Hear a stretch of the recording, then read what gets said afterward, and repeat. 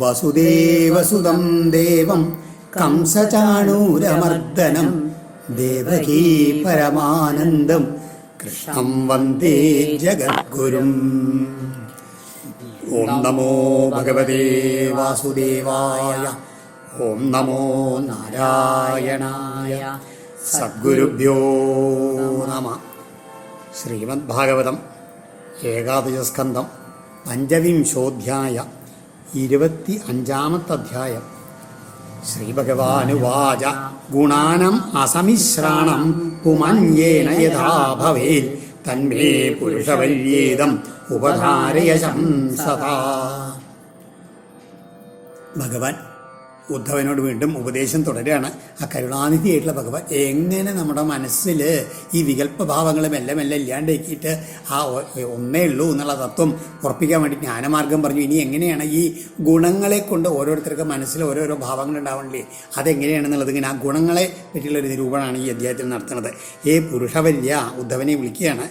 അസമിശ്രാണാം ഗുണാനാം, അതായത് ഒട്ടും കലർപ്പില്ലാത്ത ഓരോ ഗുണങ്ങളുടെ മധ്യത്തിൽ ഏന പുമാൻ യഥാ ഭവേ, ആ യാതൊരു ഗുണം കൊണ്ട് ഒരു പുരുഷൻ ഏതു വിധത്തിൽ ഭവിക്കും തത് അതിനെ വിവരിക്കുന്ന മേ ഉപതാറിയ, ഞാൻ പറഞ്ഞു തരാം, ശ്രദ്ധിച്ച് കേട്ടോളൂ എന്ന് പറയാണ്. സത്വഗുണം, രജോ ഗുണം, തമോ ഗുണം, 3 ഗുണമാണ് നമ്മൾ ഏകദേശം ഇങ്ങനെ കേട്ട് മനസ്സിലായി. അപ്പോൾ ഓരോരോ ഗുണം കൊണ്ട് ഉണ്ടാവുന്ന നമ്മളുടെ വൃത്തികളെ ഭാവങ്ങളൊക്കെ ഉണ്ടല്ലോ, അതെന്താണെന്നാണ് ഭഗവാൻ സൂചിപ്പിക്കുന്നത്. ശമോദമ തിരിക്ഷേക്ഷ തവ സത്യം ദയാ സ്മൃതി തുഷ്ടിസ്ത്യാഗോ സ്പൃഹാ ശ്രദ്ധ ഹ്രീർദയാദി സ്വനിർവൃതി. ശമം എന്ന് പറഞ്ഞാൽ അറിഞ്ഞില്ലേ, ആ മനസ്സിൻ്റെ ഇന്ദ്രിയങ്ങൾ അന്തരിന്ദ്രിയ ചെയ്യുന്നത്, അതായത് മനസ്സിനെ ജയിക്കില്ല. ദമം എന്ന് പറഞ്ഞാൽ ബാഹ്യേന്ദ്രിയ ജയം. തിദിക്ഷ എന്ന് പറഞ്ഞാൽ എല്ലാം സഹിക്കാനുള്ള കഴിവ്. ഈ ഇക്ഷ തത്വങ്ങളെ പറ്റി ഇങ്ങനെ ചിന്തിച്ചുള്ള ആ പിന്നെയോ തപസ്, അവനവൻ്റെ ധർമ്മത്തെ തെറ്റാണ്ട് ചെയ്യല്. സത്യം, യഥാർത്ഥമുള്ള വസ്തു മാത്രം പറയുക. എല്ലാവരോടും ദയ, കാരുണ്യം ഉണ്ടായിരിക്കുക. സ്മൃതി, നല്ല വസ്തുക്കളെ പറ്റി ഇങ്ങനെ ഓർമ്മിക്കുക. തുഷ്ടി, എന്താ കിട്ടിയത് വെച്ചാൽ അതുകൊണ്ട് സന്തോഷി, എപ്പോഴും ഒരു സന്തോഷഭാവത്തിലിരിക്കുക. ത്യാഗം ചെയ്യാനുള്ള താല്പര്യം. അസ്പൃഹ എന്ന് പറഞ്ഞു കഴിഞ്ഞാൽ ഒന്നിലും സംഘത്തിൽ ഇല്ലാതിരിക്കുക, അതായത് വിഷയങ്ങളിലുള്ള വൈരാഗ്യം. ശ്രദ്ധ, ഗുരു അതുമാതിരി ശാസ്ത്രവാക്യങ്ങളിലൊക്കെയുള്ള ആദരം, അതാണ് ശ്രദ്ധ എന്ന് പറഞ്ഞാൽ. ഹ്രീ എന്ന് പറഞ്ഞാൽ ലജ്ജ. ദയാദി ലജ്ജ, ഹ്രീ ദയാദി എന്ന് പറഞ്ഞാൽ ലജ്ജ, ദാനശീലം മുതലായത്. സ്വനിർവൃതി, അതായത് ആത്മാവിൽ അങ്ങനെ സന്തോഷിക്കുക. വേറെ ഇതിൽ നേരത്തെ പറഞ്ഞില്ലേ, വേറൊരു അപേക്ഷയൊന്നും ഇല്ലാണ്ട് തന്നെ എപ്പോഴും ഇങ്ങനെ താൻ തന്നെ സുഖമായി കൊണ്ടിരിക്കാനുള്ളൊരു ഭാവം. ഇതൊക്കെ എങ്ങനെയാ വെച്ച് കഴിഞ്ഞാൽ സത്വഗുണം അധികരിച്ചുള്ളവരാണ് ഈ മാതിരി സ്വഭാവങ്ങളൊക്കെ തെളിഞ്ഞു വരിക എന്നാണ് പറയണത്. ഇനി കാമ ഈഹ മതസ്തൃഷ്ണ സ്തംഭ ആശീർഭിതാ സുഖം മതോത്സാഹോ യശപ്രീതിർ ഹാസ്യം വീര്യം ബലോദ്യമാ.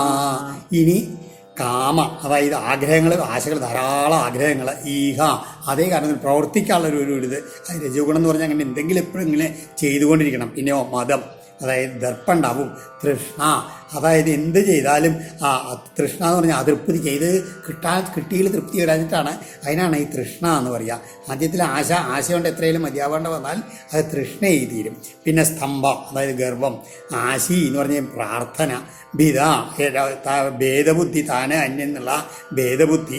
സുഖം, വിഷയഭോഗത്തിലുള്ള സുഖം ആസ്വദിക്കാനുള്ള ഇത്. പിന്നെ മതോത്സാഹ, യുദ്ധത്തിലുള്ള താല്പര്യം.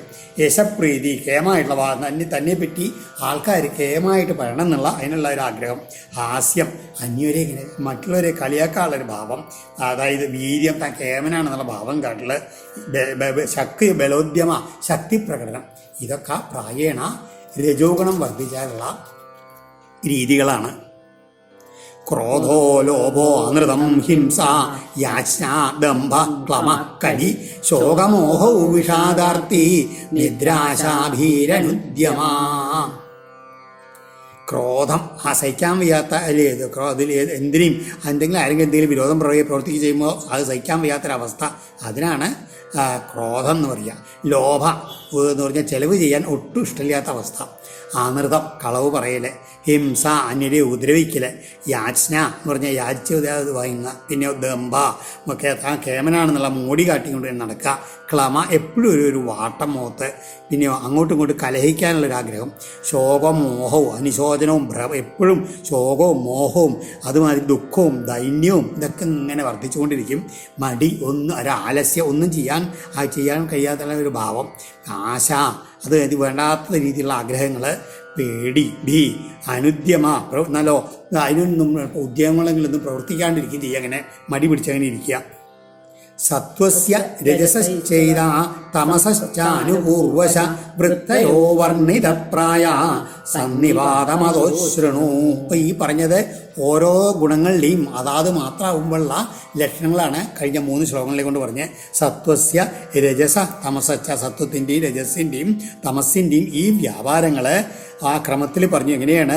അഥ സന്നിപാതം ശൃണു. ഇതിപ്പോൾ ഓരോന്നിൻ്റെയും ഭാവങ്ങളാണ് പറഞ്ഞത്. ഇനി ഇത് ഏതെങ്കിലും 2 കൂടി ചേരുമ്പോൾ, അല്ലെങ്കിൽ 3 2 ശക്തി പ്രാപിക്കുന്ന സമയത്ത്, അല്ലെങ്കിൽ 3 ഏതെങ്കിലും 1 ശക്തി പ്രാപിച്ചുകൊണ്ട് മറ്റതിൽ കുറേശ്ശെ കൂടെ വരുമ്പോഴതാണ് സന്നിപാതം എന്നൊക്കെ പറഞ്ഞാൽ. അതെങ്ങനെ ഉണ്ടാവുന്നതെന്ന് പറയുകയാണ്. അഹം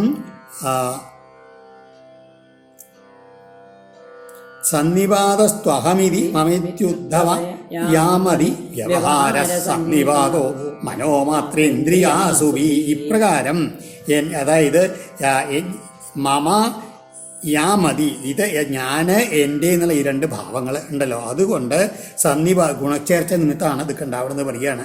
അത് മനോമാത്ര ഇന്ദ്രിയ ആസുഭി, മനസ്സ്, അതുമാതിരി വിഷയങ്ങൾ, മാത്രം എന്ന് പറഞ്ഞാൽ ശബ്ദാദി വിഷയങ്ങൾ, പിന്നെയോ അസുഭി പ്രാണൻ, ഇതുകൊണ്ടുള്ള എല്ലാ പെരുമാറ്റ വ്യവഹാരങ്ങളും സന്നിപാത ഈ ഗുണച്ചേർച്ച നിമിത്താണ് ഉണ്ടാവുന്നത് എന്ന് പറയുകയാണ്. ധർമ്മേ ചാർത്ഥേ ച കാമേ ച യഥാസൗ പരിനിഷ്ഠിത ഗുണാനം സന്നികർഷോയം ശ്രദ്ധാരതി ധനാവഹ. ധർമ്മേ ച അർത്ഥേ ച കാമേ ച, അതായത് ധർമ്മത്തിലും അർത്ഥത്തിലും കാമത്തിലും അസൗ യഥാ പരിനിഷ്ഠ, എപ്പോൾ സ്ഥിരനായിട്ടിരിക്കുന്നുവോ ആ സ്ഥിതി ശ്രദ്ധാരതി ധനാവഹ, ശ്രദ്ധ രതി ധനം ഇവയൊക്കെ ഉണ്ടാക്കി തീർന്നതായിട്ടുള്ള ഈ ഗുണങ്ങളുടെ സമ്മേളനം കൊണ്ടാണ് എന്ന് പറയുകയാണ്.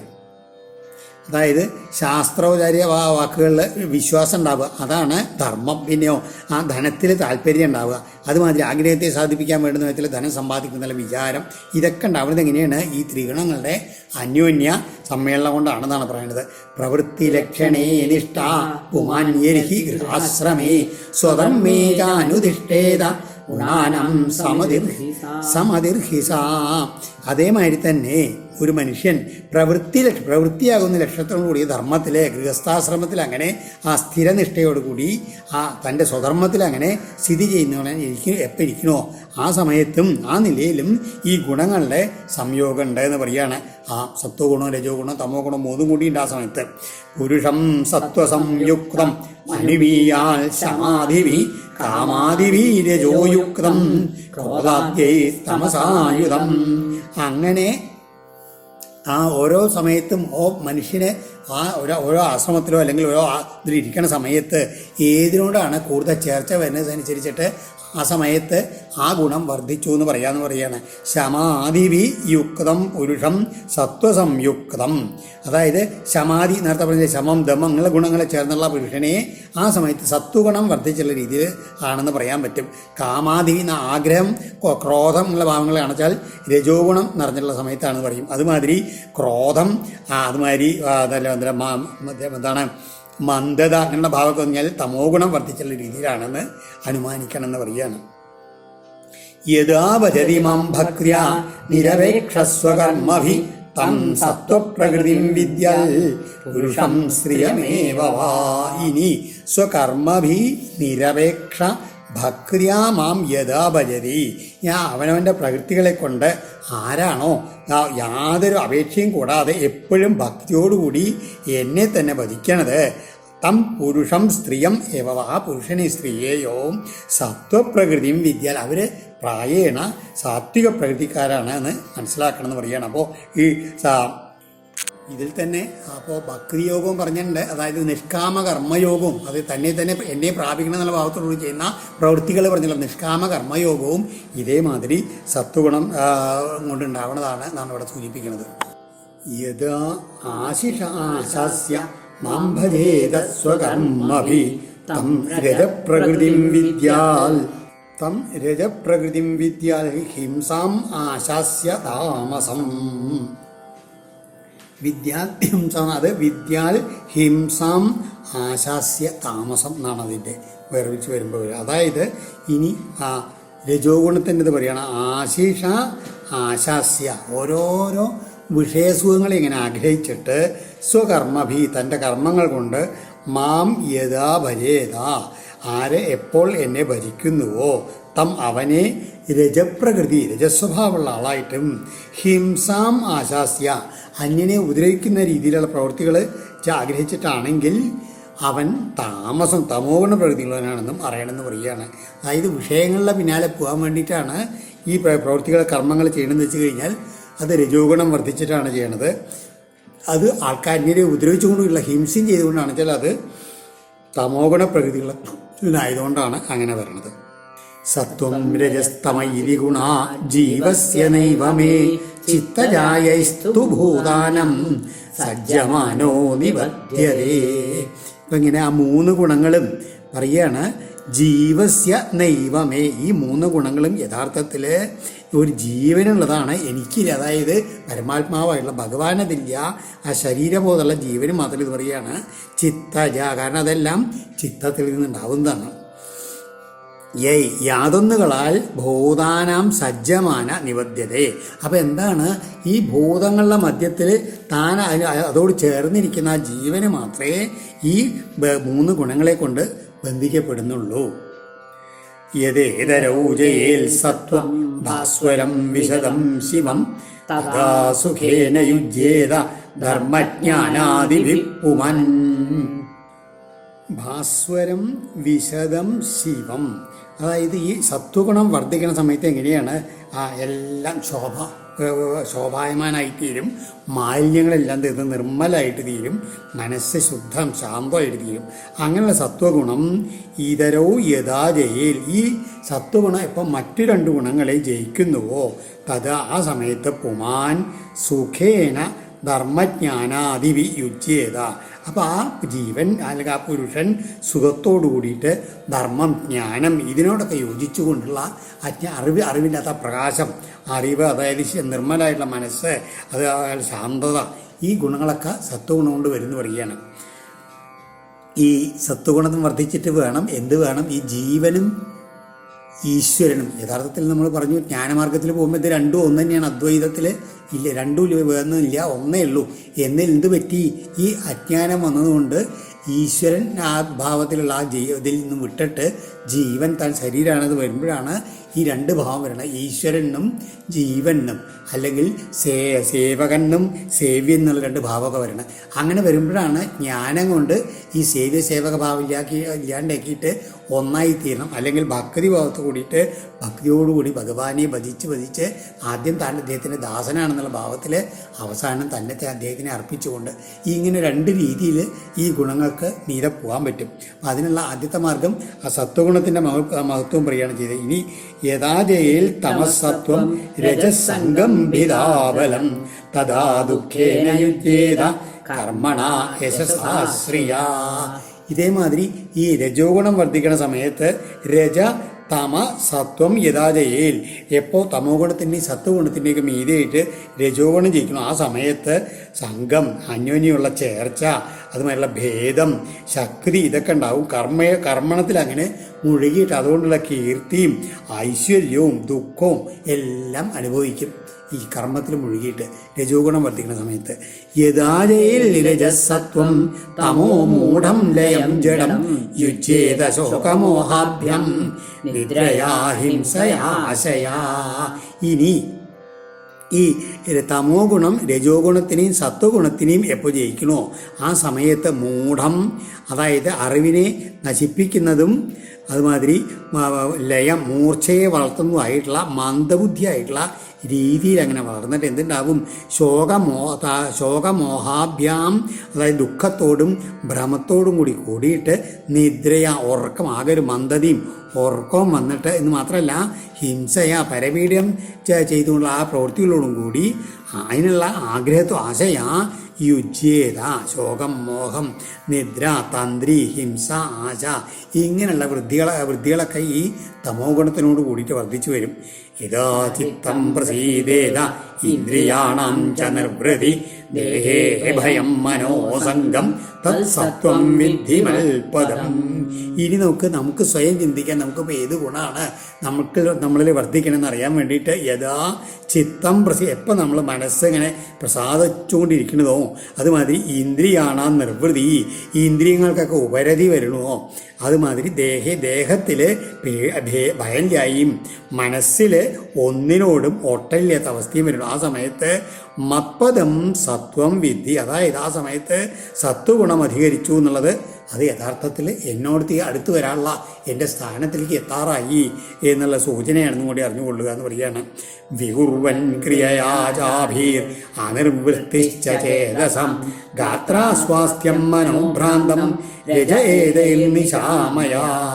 അതേ സമയത്തോ ക്രിയയാ വികൂർവൻ, ഓരോ തരത്തിലുള്ള കർമ്മങ്ങൾ അങ്ങനെ ചെയ്ത് വികാരത്തെ പ്രാപിച്ചിട്ട് ആദി ചഞ്ചലയായിട്ടുള്ള ആ ബുദ്ധിയോട് കൂടിയിട്ട് ചേതസാം അനിർവൃത്തി, ബുദ്ധിക്കും ഇന്ദ്രിയങ്ങൾക്കും ഒന്നിനും ഇങ്ങനെ ഉപരതി ഇല്ലാണ്ട് ഇങ്ങനെ പരിഭ്രമിച്ചുകൊണ്ട് കഴിയുകയാണ്. അങ്ങനെയുള്ള ഗാത്ര അസ്വാസ്ഥ്യം, കർമ്മേന്ദ്രിയങ്ങൾക്കും സ്വസ്ഥത ഇല്ലാണ്ട് ഇങ്ങനെ ഇരിക്കുന്നൊരവസ്ഥ ഉണ്ടല്ലോ, മനസ്സിങ്ങനെ ഭ്രമിച്ചിരിക്കുന്ന അതിന് ആ സമയത്ത് മനസ്സിലാക്കിക്കോളൂ, രജോ ഗുണം വർദ്ധിച്ചിരിക്കുകയാണ് എന്നുള്ളത്.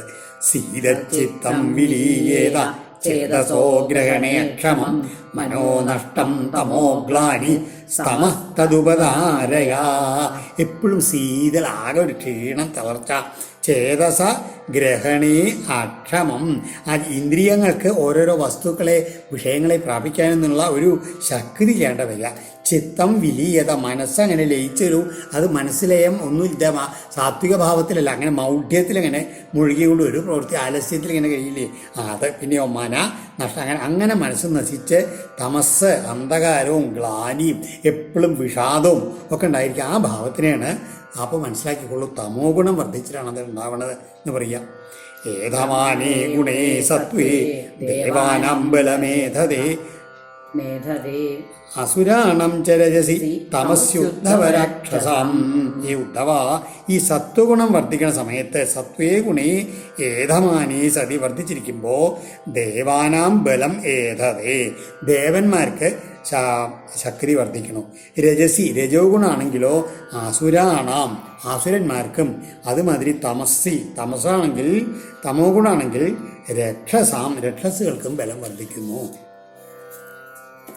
സത്വാൽ ജാഗരണം വിദ്യ രജസാ സത്വാൽ ജാഗരണം വിദ്യാൽ രജസാ സ്വപ്നമാദിശേൽ പ്രസ്വാപം തമസാ ജന്തോ തുരീയം ത്രിഷു സന്തതം. ഒരു ജീവന് ജന്തോ സത്വഗുണം ഹേതുവായിട്ട് എപ്പോഴും അങ്ങനെ ഉണർന്നിരിക്കണ ആ അവസ്ഥ, അത് സത്വഗുണം കൊണ്ടാണ് ഉണ്ടാവുക.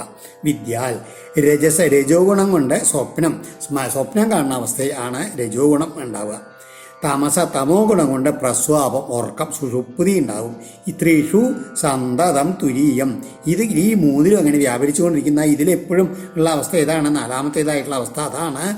ഈ അവസ്ഥാത്രയത്തിന് വിലക്ഷണമായിട്ടുള്ള ചൈതന്യം ഈ മൂന്നിലും ഉണ്ട്, സാക്ഷിയായിട്ട് ഇങ്ങനെ ഉണ്ടാവും. അതിനെയാണ് തുരീ എന്ന് പറഞ്ഞാൽ പരമാത്മാവിൻ്റെ ഭാവം. ഉപരി ഗച്ഛന്തി സത്വേന ബ്രാഹ്മണാജന തമസാദോധ ആമുഖ്യാൽ രജസാന്തരചാരിണ. സത്വഗുണം വർദ്ധിച്ചുകൊണ്ടാൽ വർദ്ധിച്ചുണ്ടാവും ബ്രാഹ്മണന്മാരായിട്ടുള്ള ആൾക്കാർ ഉപരി ഗച്ഛന്തി, മേൽപോട്ട് അങ്ങനെ പോകുന്നു എന്ന് പറയുകയാണ്. അതായത് ബ്രാഹ്മണരായി ഭവിക്കും, പിന്നീട് സത്യലോകം വരയ്ക്ക് അവർ ഉയർന്നു പോകാൻ കഴിയുമ്പോഴാണ്. തമസാ അധോധ ആമുഖ്യാൽ, അതുമാതിരി തമോ ഗുണം കൊണ്ടാണ് താഴത്തോട്ട് വന്ന് നീചയോനികളിൽ ജനിച്ച അവസാനം സ്ഥാവരം വൃക്ഷങ്ങൾ വരേക്ക് എത്തിത്തീരുന്നു പറയുകയാണ്. രജോ ഗുണം കൊണ്ട് അന്തരജാല മധ്യത്തിൽ ഇങ്ങനെ വർദ്ധിക്കുന്ന രീതിയിൽ ഈ ഭൂലോകത്തിൽ അങ്ങനെ സഞ്ചരിക്കുന്ന മനുഷ്യരായിട്ടും തീരുന്നു. സത്വേ പ്രളീനാസുർയാന്തി നരലോകം രജോലയാ തമോലയാസ്തു നിലയം യാന്തി മാമേവ നിർഗുണാ. സത്വേ പ്രളീന, സത്വഗുണം വർദ്ധിച്ചിരിക്കുന്ന സമയത്ത് മരിച്ചവര് സ്വയാന്തി സ്വർഗത്തിലേക്ക് പോകുന്നു. രജസ്സിൽ ലയം പ്രാപിച്ചവര് മനുഷ്യലോകത്ത് തന്നെ തുടരും, വീണ്ടും വരും. തമോ ഗുണ സമയത്ത് മരിച്ചവര് നിരയം നരകത്തെയും പ്രാപിക്കുന്നു.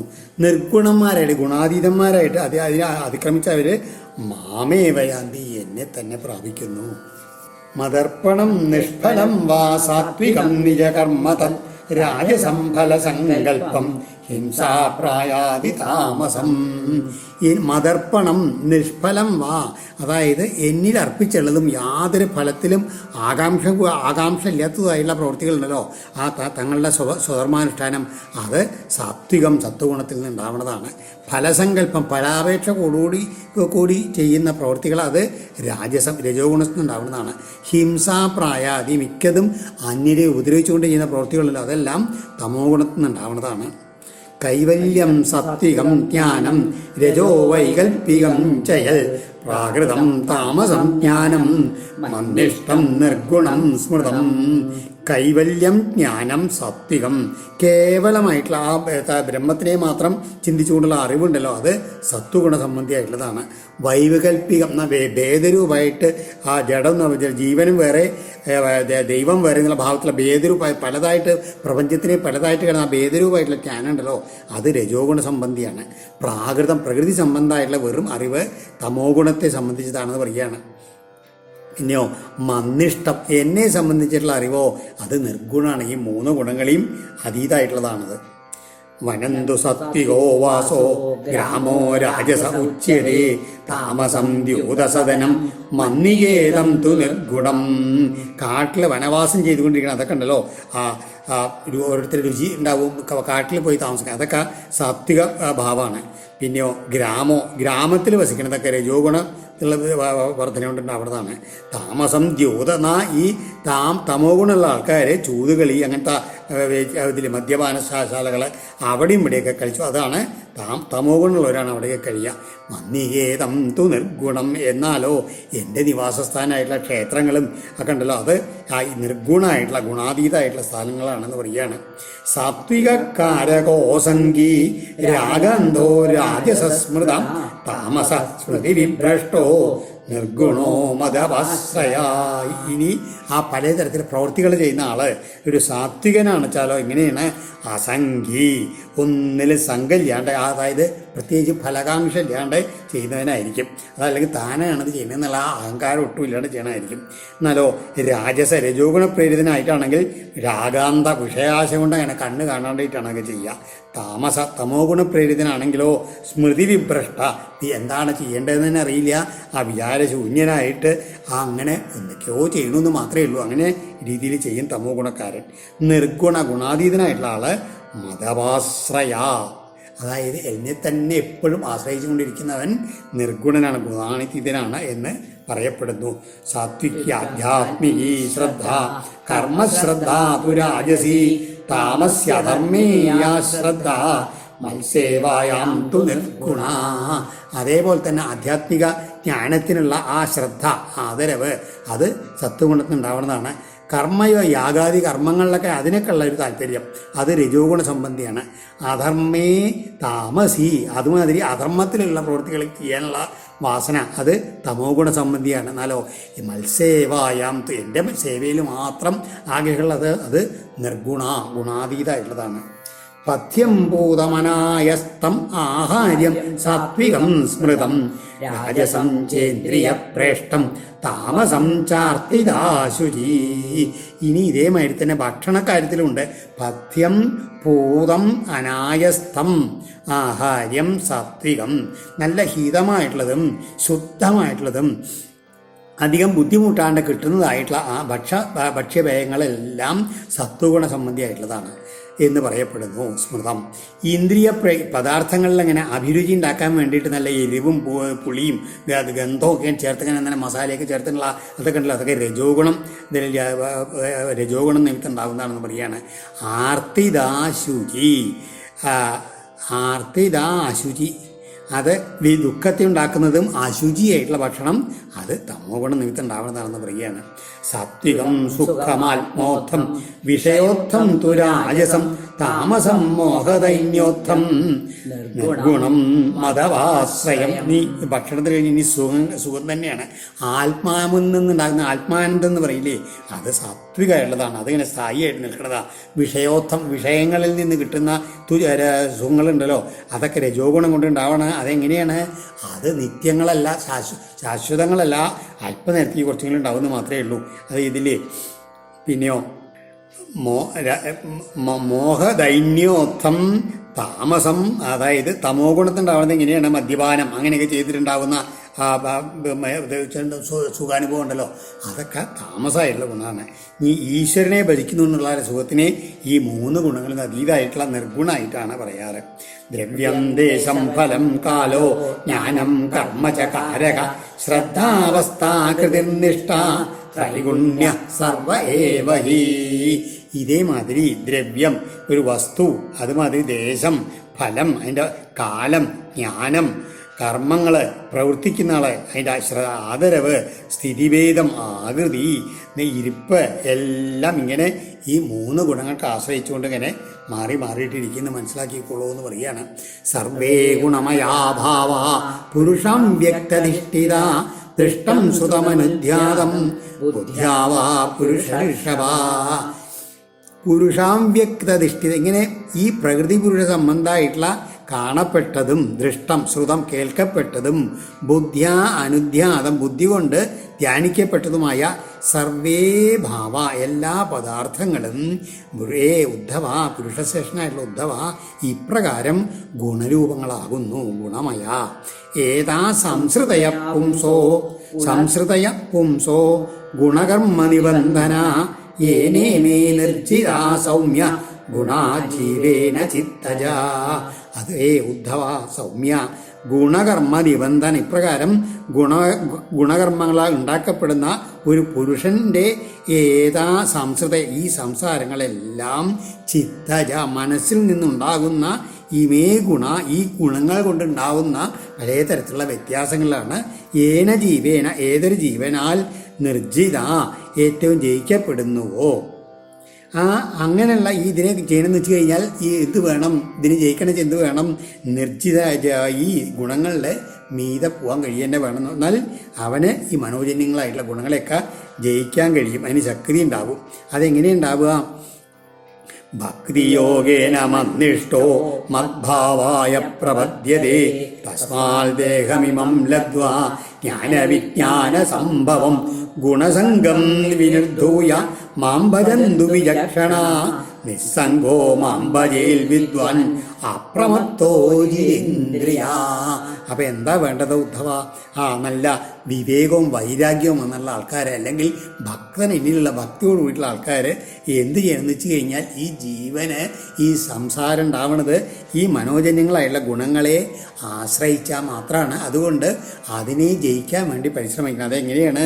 ഭക്തിയോഗേന ഭക്തിയോഗം കൊണ്ട് എന്നിലിരിക്കുന്ന മന്നിഷ്ഠ എന്നിൽ തന്നെ ഇരിക്കുന്ന അവൻ മൽഭാവായിട്ട് ഞാനായിട്ട് ഭവിക്കാനായിക്കൊണ്ട് യോഗ്യനായി തീരുന്നു എന്ന് പറയുകയാണ്. അതുകൊണ്ട് ജ്ഞാനവിജ്ഞാന സംഭവം അറിവും അതുമാതിരി അനുഭവം കൊണ്ടുണ്ടായിട്ടുള്ള ആ സാധനമായിരിക്കുന്ന ഈ ശരീരത്തെ പ്രാപിച്ചിട്ട് അത് പ്രാപിക്കാനുള്ള ഉപകരണമായിട്ടുള്ള ശരീരത്തെ പ്രാപിച്ചിട്ട് വിവേകികൾ എന്ത് ചെയ്യും? ഗുണങ്ങളോടുള്ള ബന്ധത്തെ വിനിർദ്ധൂയ ബന്ധങ്ങളെ മുഴുവൻ അകലെ കളഞ്ഞിട്ട് മാം ഭജന്തു എന്നെ തന്നെ ഭജിക്കണം. അറിവുള്ള ആൾക്കാരെ വിദ്വാൻ ജിതേന്ദ്രിയ ഇന്ദ്രിയങ്ങളെയൊക്കെ കീഴടക്കി ഒന്നിനോട് സംഘല്യാണ് നിസ്സംഗ അപ്രമത്ത യാതൊരു തെറ്റും കൂടാതെ മാം ഭജയിൽ എന്നെ തന്നെ ഭജിക്കണം. എന്നാൽ മാത്രമേ ഈ ഗുണങ്ങളിൽ നിന്ന് പുറത്തു കിടക്കാൻ പറ്റൂ. രജസ്തമശ്ചാഭിജയേൽ സത്വസംസേവയാമുനി സത്വം ചാഭിജയേൽ യുക്തോ നൈരപേക്ഷേണ ശാന്തധീ. എങ്ങനെയാണ് ഗുണങ്ങളെ ജയിക്കുക? ആദ്യമായിട്ട് എന്ത് വേണം? രജസ്തമ അഭിജയയിൽ ആദ്യം സത്വത്തെ നന്നായി സേവിക്കുന്നവനായിട്ട്, അതായത് നല്ല അറിവ് വന്നിട്ട് ഭഗവത് സേവ കൊണ്ട് ഭക്തി വരിക. അത് സത്വഗുണം വർദ്ധിക്കുമ്പോൾ ഭക്തിയിലാവും. അപ്പം അങ്ങനെ ഭഗവാനെ തന്നെ ഭജിക്കുന്ന, അപ്പോൾ സത്വത്തെ സേവിക്കുന്നതായിക്കൊണ്ട് എന്ത് ചെയ്യണം? മുനി മനനശീലനായുള്ളവൻ രജസ്സിനെയും തമസ്സിനെയും അഭിജയയിൽ മുഴുവൻ ജയിക്കണം. അങ്ങനെ ചെയ്തു കഴിഞ്ഞാൽ പിന്നെ എന്ത് വേണം?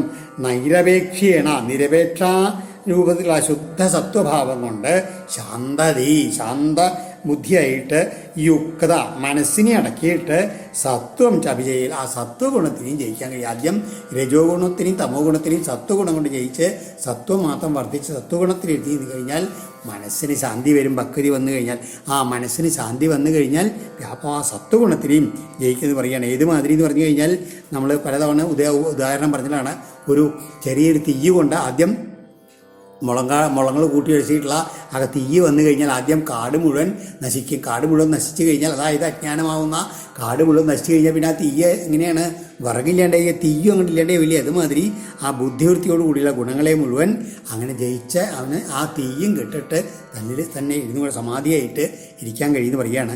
സമ്പദ്യതേ ഗുണൈർമുക്തോ ജീവോ ജീവം വിഹായ മാം ജീവോ ജീവവിനിർമുക്തോ ഗുണൈശ്ചാശയ സംഭവൈ മയൈവ ബ്രഹ്മണാപൂർണോ ന ബഹിർനാന്തരശ്ചരേൽ. അങ്ങനെയുള്ള അവസ്ഥയിലെത്തിക്കഴിഞ്ഞാൽ ആ ജീവനും ബ്രഹ്മവും ഒന്നായിത്തീരുന്നു പറയുകയാണ്. എങ്ങനെയാണ്? ആശയ സംഭവൈ ഗുണൈ, അതായത് മനസ്സിൽ നിന്നുണ്ടാക്കുന്ന ഈ ഗുണങ്ങളായിട്ടുള്ള ഗുണൈ സത്വാദികളാൽ മുക്ത മോചിക്കപ്പെട്ടും ജീവവിനിർമുക്ത ഈ ലിംഗശരീരത്തിൽ നിന്നും കടന്നിരിക്കുന്ന ആ ജീവൻ ലിംഗശരീരത്തെയും ഉപേക്ഷിച്ചിട്ട് വിഹായ മാം സമ്പദ്യത എന്നെ തന്നെ പ്രാപിക്കുന്നു. ബ്രഹ്മണ മയ ഏവ. അപ്പോൾ എന്താണ്? ബ്രഹ്മമായിരിക്കുന്ന എന്നാൽ തന്നെ പരിപൂർണനായിരിക്കുന്ന ആ ജീവൻ ബഹി അന്തര ചരയിൽ. അപ്പം എന്താണ്?